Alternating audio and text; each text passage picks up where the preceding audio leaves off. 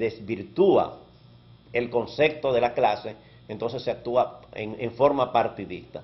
Pero en los valores que nosotros estamos tratando hoy, un derecho político es cada trabajador puede pertenecer al partido que quiera. Quiere hacer su actividad, de lo manera que se personal. aconseja es que si es directivo de un sindicato no sea directivo de un partido político o no introduzca el partidismo dentro de la organización sindical, pero sí tiene sus derechos políticos y debemos defender porque es un derecho que debemos tener todos. Y después, el derecho que deben tener los sectores marginados. ¿Cuáles son los sectores marginados? Las mujeres. Aunque las mujeres hablan de la igualdad de género, hay que saber que en el mundo del trabajo hay una marginación, se le pagan menos salario y se le hace una exigencia a las mujeres que no se le hacen a los hombres, en muchos casos. Los jóvenes, cuando uno comienza a trabajar porque no tiene experiencia, le pagan menos salario, lo ponen en mayores condiciones.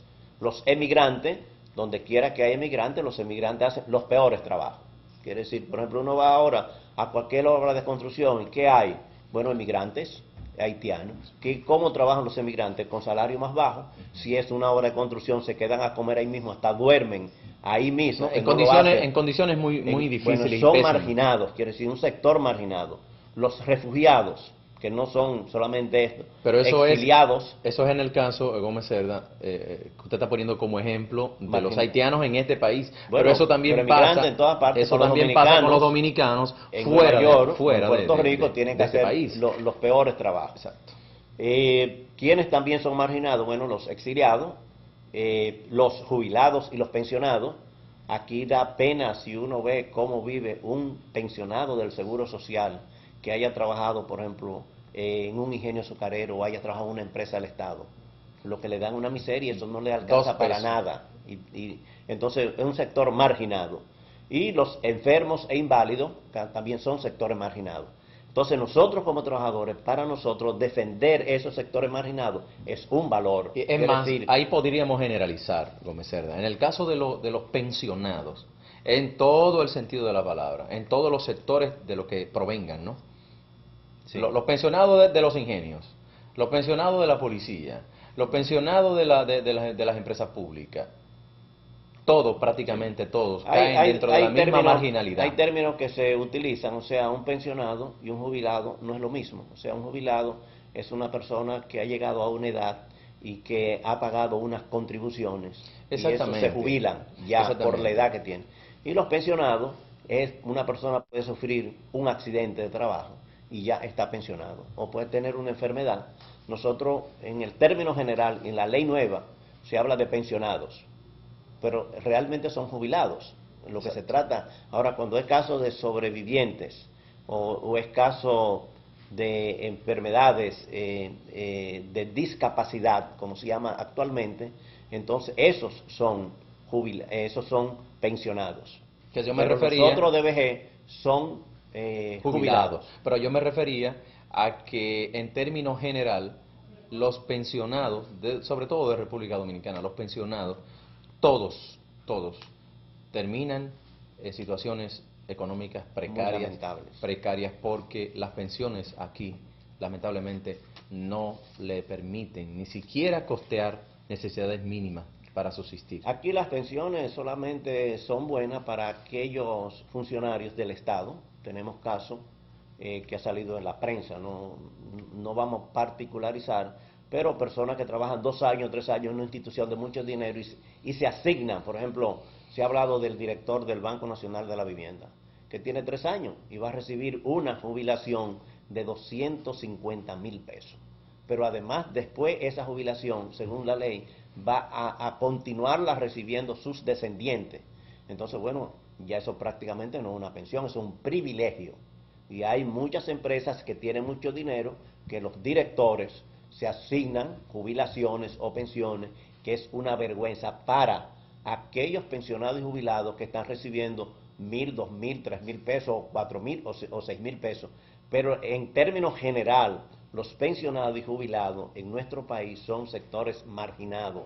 No reciben, no tienen las atenciones, no tienen los derechos que tienen los otros. Porque generalmente, Gómez Cerda, hay situaciones de algunas entidades que no necesariamente esas resoluciones administrativas internas de asignación del monto, ¿no?, de los sueldos, necesariamente no pasan por el colador legal a nivel de ley que debe pasar. O sea, aquí hay instituciones que toman sus propias decisiones. Sí, pero esos son privilegios, pero no es el caso, digamos, de los jubilados o pensionados en términos generales.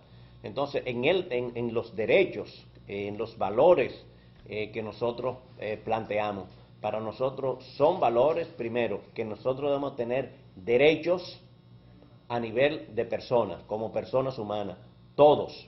No hay distinción de raza, de nacionalidad, de sexo o de religión. Pero además hay una serie de derechos que nosotros debemos tener como trabajadores.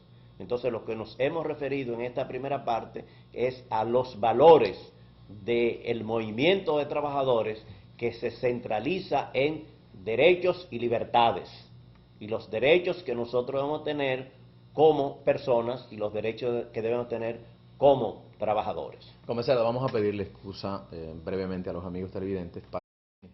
Seguimos, señores, conversando con el licenciado José Gómez Cerda de temas importantes, de temas interesantes para la sociedad en términos generales y también para la clase trabajadora. Ejemplo, Gómez Cerda, en el caso de los derechos de las personas y de los derechos de los trabajadores como institución, o cuando se forman instituciones para defender los derechos de los trabajadores, pero instituciones formadas por los mismos trabajadores con la única meta de lograr conseguir reivindicaciones en beneficio de los propios trabajadores. ¿Cómo usted visualiza el desarrollo que ha tenido el sector laboral en el plano organizacional y más allá, dentro de lo que podríamos llamar el compromiso que tienen los directivos de hacer valer los mismos estatutos que los basamentan en función de usarlos como meta para lograr los objetivos y que no haya desviación en cuanto a los líderes que representan a los trabajadores? Sí. Bueno, lo que estamos tratando es el tema de los derechos y libertades como valores. O sea, esto para nosotros son valores, no solamente son enunciados, sino valores que están dentro del movimiento sindical. Y dentro de los derechos y libertades de los trabajadores están primero los convenios internacionales. O sea, hay una serie de convenios internacionales que han sido aprobados por la Organización Internacional del Trabajo, que son como el convenio 87 y el convenio 98 sobre la libertad sindical y la contratación colectiva. ¿Qué es lo que es la libertad sindical? O sea, los convenios internacionales establecen que los trabajadores, las organizaciones de trabajadores, tienen derecho, primero, un derecho para usted afiliarse a la organización que quiera como persona. Quiere decir, un trabajador es que escoge en qué organización va a estar. Segundo, tiene que tener derecho para mantenerse mientras quiera estar en esa organización y tiene que tener derecho para desafiliarse o salirse cuando quiera. Asimismo, un sindicato que está en una federación o una federación que esté en una confederación tiene que tener el derecho a afiliarse como quiera. Eso está consagrado en el convenio internacional. En la Declaración Universal de los Derechos Humanos, basado en el convenio internacional de la OIT, de la Organización Internacional del Trabajo. Entonces, la libertad sindical consiste en esas tres cosas. O sea, usted tiene que tener, cada trabajador, cada sindicato o cada federación, el derecho para escoger dónde va a estar afiliado, para mantenerse en esa organización, y no puede haber una ley ni nadie que le impida a usted mantenerse o desafiliarse o salir en el momento que usted considere. Eso es lo que se llama la libertad sindical. No puede haber intromisión ni del gobierno ni de los patronos. Eso es una libertad de las Ni organizaciones siquiera de los trabajadores. propios trabajadores. Cuando el Ni de los momento, propios trabajadores. en el Quiere momento decir, en no que se usted puede quiera prohibir. desafiliarse de una Entonces, organización cual que sea, usted tiene todo el derecho a cualquier hacerlo. acto que se cometa es lo que se llama una violación a la libertad sindical. Y después está el derecho a la contratación colectiva. El derecho a la contratación colectiva quiere decir, cuando existe un sindicato, ese sindicato representa a todos los trabajadores y es el que está autorizado para negociar, no individualmente cada trabajador con el empleador, sino el sindicato como una entidad jurídica. Entonces puede negociar y debe negociar las condiciones de trabajo de los miembros de su organización a través de un contrato colectivo. ¿Qué ha pasado en nuestro país? En 1967, en la República Dominicana habían 176 contratos colectivos. Quiere decir, por ejemplo, las empresas principales de aquí de la calle Máximo Gómez, comenzando con las empresas textiles, las cementeras, Besto Cemento, Fasaco, que estaba ahí. Colgate Palmolive, todas esas empresas, los ingenios azucareros, las grandes empresas en Santiago, todos los sindicatos tenían un contrato colectivo. De esos cantidad de contratos colectivos, hoy solamente hay 17 contratos colectivos. Quiere decir, todos los sindicatos que tenían contrato colectivo han sido liquidados. O sea, el sindicato telefónico, el sindicato de la Corporación de Electricidad, los sindicatos azucareros y todos esos sindicatos grandes que tenían contratos colectivos, quiere decir, ha habido una política sutil de eliminar la libertad y los derechos de los trabajadores a negociar los sindicatos en representación de los trabajadores. Aunque en el caso de los azucareros, pues el problema de los traspasos de los ingenios, sí, eso creó limitó. Y la liquidación de las empresas de corte también ha disminuido. Lo que quiere decir que en los derechos y libertades de los trabajadores, en las cosas fundamentales, la libertad sindical y el derecho a la negociación colectiva se han visto mutilados, porque han habido imposiciones de gobiernos o de empleadores que han quitado la libertad sindical y han obligado a trabajadores a salir de un sindicato o a sindicatos salir de una federación por presiones. Por ejemplo, en el caso de transporte, ¿qué pasó?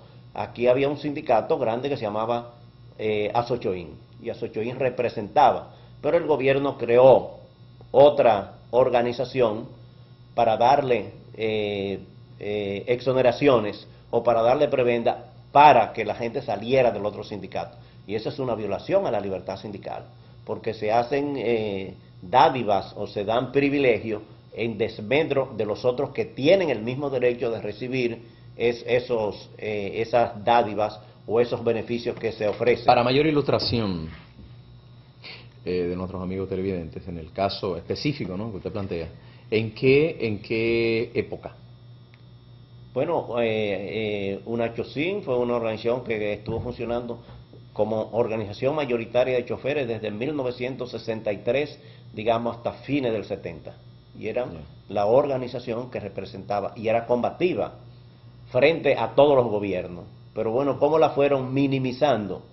Dándole privilegios a otros, quiere decir, coartando la libertad que había del derecho para todos. Quiere decir, si un gobierno va a repartir 1000 vehículos y hay 4 organizaciones, deben ser 250 para una, pero no lo pueden dar 900 a una y después repartir las otras, pues ya ahí se violan los derechos que tienen los trabajadores a la igualdad. En el caso de UNACHOSIN, para particularizar así someramente, lo que quiero decir es que le hizo mucho daño a UNACHOSIN lo que fue el darle un matiz político partidista a todas las actividades que desarrollaba. Eso le hizo mucho daño. Incluso podríamos decir que la historia de República Dominicana en materia de sindicalismo choferil no se podría escribir sin que en la primera o en la segunda página esté UNACHOSIN. Claro. Entonces, bueno, las organizaciones, los valores para nosotros son los derechos y libertades de las organizaciones. Que la base fundamental existe en la libertad sindical. Quiere decir, cualquier gobierno, cualquier empleador, cualquier institución gubernamental que coarte el derecho a un trabajador a afiliarse al sindicato que él quiera, a mantenerse o a desafiliarse. Lo mismo de federaciones o de sindicatos a otras organizaciones es una violación a la libertad sindical.